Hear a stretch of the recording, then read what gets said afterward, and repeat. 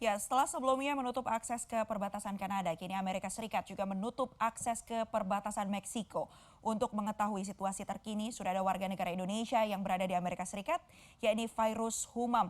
Selamat malam waktu Indonesia dan selamat pagi waktu Amerika Serikat, Virus. Virus, bagaimana kemudian aturan yang diterapkan dan detailnya seperti apa nih saat pemberlakuan stay at home di Amerika Serikat? Oke, terima kasih Mayfrey. Ya, jadi sebenarnya saya sekarang tinggalnya di Massachusetts ya. Mhm. Untuk Massachusetts sebenarnya kita masih dalam level mungkin severe social distance ya. Tapi mungkin yang saya ketahui yang sudah stay at home itu California, New York, dan Illinois terakhir. Illinois itu yang tempat state-nya Chicago. Itu yang sudah stay at home sekarang kondisinya. Memang cases di Amerika udah lumayan banget ya, udah hampir 20.000. Jadi dan kalau di sini kan cara kerjanya itu per state ya. Jadi kalau misalnya setiap state merasa sudah harus memerintahkan atau meminta warganya untuk tinggal di rumah, nggak kemana-mana, dan semua kayak perbisnisan ditutup, itu mereka bisa melakukan ini secara per state gitu. Jadi yang saya tahu sih kayak California sekarang udah mereka kan awalnya shelter in place, terus sekarang stay at home. Jadi mereka memang benar menyebutnya di rumah aja gitu, stay at home. Mhm. Dan itu kalau saya nggak salah sih gubernurnya bersurat itu ke presidennya. Jadi nggak nunggu statewide untuk bilang tutup ya gitu. Jadi kayak yang saya tahu sih kayak presidennya menutup border-border kan, kayak Meksiko, kayak Kanada, tapi itu juga katanya untuk non-essential. Artinya kalau misalnya ada orang yang mau kayak orang sakit atau kayak mungkin ada yang Mhm. urgent masih bisa untuk ke perbatasan yang saya tahu secara umum. Oke, Virus, kalau untuk detailnya seperti apa? Di tiap-tiap negara bagian kan aturannya berbeda-beda nih ya. Apa yang kemudian bisa dilakukan dan tidak bisa dilakukan, lalu dampak dan juga respon dari warga negara yang ada di sana seperti apa? Kalau yang bisa dilakukan kan misalnya kayak tiap state, misalnya kayak di Massachusetts mengabarkan bahwa kalau misalnya ada pasien yang membutuhkan testing atau telehealth atau pemeriksaan kesehatan terkait COVID-19, katanya mereka akan bersedia cover. Nah, itu kan pernyataan yang umum banget ya. Kalau di Mhm. Amerika kan semua orang yang sakit itu hubungannya lewat asuransi. Jadi Mhm. state bisa mendeklar itu, tapi tetap hubungannya dengan asuransi. Artinya tuh nggak, jadi per state-nya punya kebijakan masing-masing gitu, per negara bagian punya kebijakan masing-masing. Terus misalnya kayak sekarang kayak Massachusetts tuh tanggal 11 Maret kemarin sudah declare emergency. Terus mungkin New York beda lagi, terus California beda lagi. Jadi otoritasnya itu yang bisa dilakukan. Kalau yang tidak bisa dilakukan, apa ya, sih juga kurang ngikutin sih, tapi lebih ke banyak otoritas sih mungkin ya yang bisa digunakan. Nah, kalau untuk suasana di sini gimana ya, sebenarnya tuh juga sejak tanggal 11 Maret karena di Massachusetts sudah declare emergency, walaupun saya kan tinggalnya di Cambridge ya, kayak seberang sungainya Boston gitu. Uh, Sebenarnya kan di sini belum baru, jadi Cambridge sendiri baru emergency kemarin, tapi Massachusetts sebagai negara bagian sudah emergency itu sejak tanggal 11 Maret. Itu kan udah nggak keluar rumah lagi sih. Mhm. Dan itu juga sebenarnya diikuti karena kampus-kampus kan juga ikut tutup. Mhm. Jadi kayak awal-awal tuh kayak Harvard, MIT, mereka langsung bilang bahwa oke, semua yang ada di semua undergraduate, semua yang S1 dipulangkan, terus kampus akan tutup sampai tanggal yang tidak nggak bilang sih, mereka cuma bilang tutup ya sampai akhir semester, semua kelas online gitu. Mhm. Jadi kita juga, karena saya juga di sini mengikuti kehidupan mahasiswanya karena konten sekolah di sini, jadi ya kita otomatis ya udah nggak ada aktivitas lagi gitu. Terus kayak saya misalnya, biasanya saya ke library di Cambridge Library, tapi Cambridge Library juga akan tutup sampai akhir April. Jadi emang pilihannya udah mulai sedikit sih.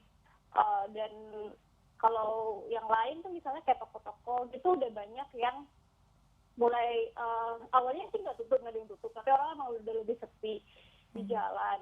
Dan beberapa masih ada sih yang kayak berani dine in kayak makan di tempat. Tapi kayaknya sekarang per kemarin karena Cambridge udah declare emergency, kalau saya nggak salah, yang karena saya juga dapat email kayak dari salah satu toko yang langganan gitu, kayak kafe gitu, yang boleh buka tuh cuman yang take away gitu. Jadi highly restricted gitu sih. Jadi kayak sangat dibatasi yang boleh buka tuh apa aja. Tapi yang pasti supermarket semuanya buka in stock dan bahkan kayak sejenis Walmart biasanya yang termasuk retail yang paling besar di sini, mereka tuh sampai nambah pegawai banyak banget, nambah jam buka dari pagi banget.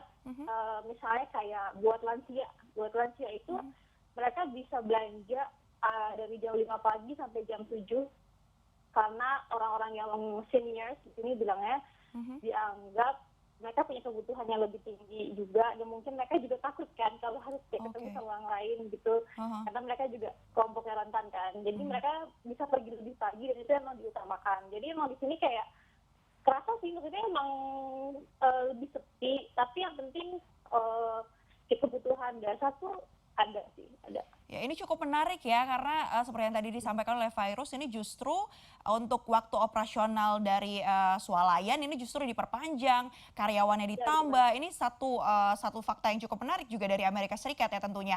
Nah, kalau ketersediaan barang-barang yang ada, apakah juga mengalami kesulitan? Kalau di Indonesia kan seperti yang kita tahu beberapa komoditi seperti masker, hand sanitizer ini bahkan langka di mana-mana, untuk di e-commerce juga harganya ada yang menjual dengan harga cukup tinggi. Nah, kalau di Amerika Serikat seperti apa Virus keadaannya?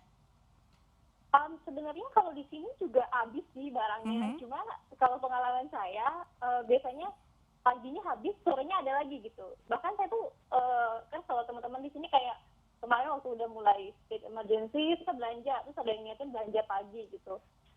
Jadi rezeki-rezekian aja sih. Kebetulan saya belanja kayak udah siang, udah jam 12 siang gitu.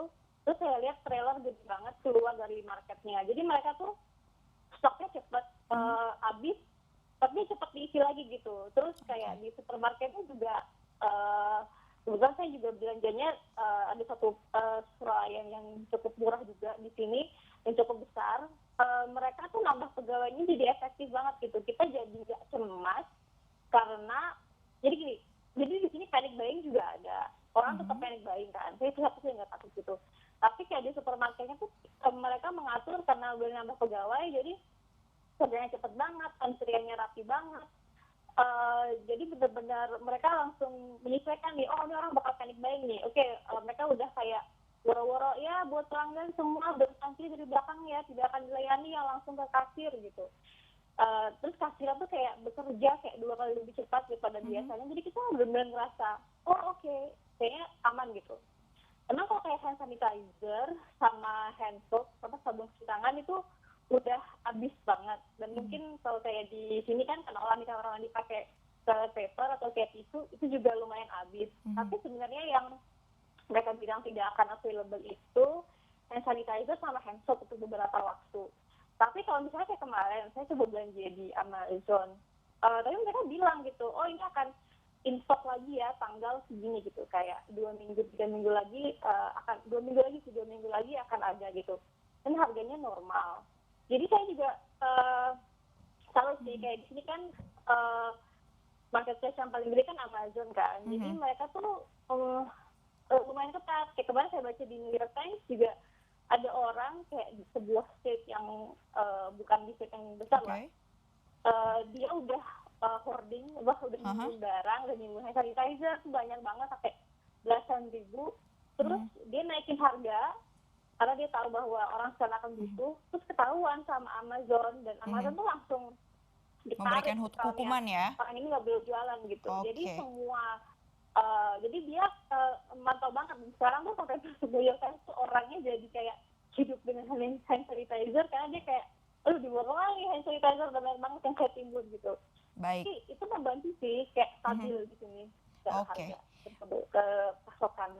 Baik, terima kasih banyak Fairuz sudah bergabung bersama kami malam ini di waktu Indonesia dan Ya, pagi hari di waktu Amerika Serikat. Tetap jaga kesehatan Anda. Terima kasih Fairuz.